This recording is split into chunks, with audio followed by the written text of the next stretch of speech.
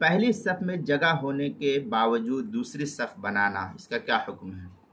چنانچہ اگر جماعت کی نماز کے دوران پہلی صف میں جگہ ہے تو دوسری صف نہیں بنانی چاہیے، کیونکہ پہلی صف میں جگہ ہونے کے باوجود دوسری صف کا بنانا فقہاء نے اس کو مکروہ لکھا ہے۔ ہاں، اگر پہلی صف پوری ہو گئی ہے تو دوسری صف بنانے میں پھر کوئی حرج کی بات نہیں ہے۔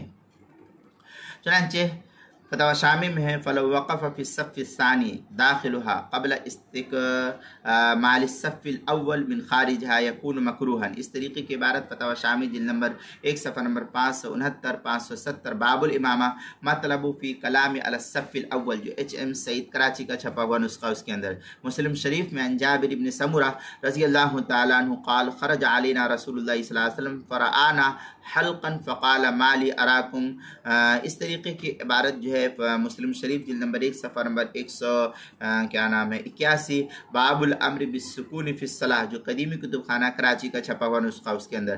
ابو داؤد میں عن انس بن مالک رضی اللہ تعالیٰ عنہ قال قال رسول اللہ صلی اللہ علیہ وسلم اتم الصف المقدم ثم الذي يليه فما كان من نقص فليكن في الصف المؤخر۔ یہ ابو داؤد کی روایت ہے جلد نمبر 1 صفحہ نمبر 107 باب تسویۃ الصفوف، جو مکتبہ رحمانیہ لاہور پاکستان کا چھپا ہوا نسخہ اس کے اندر۔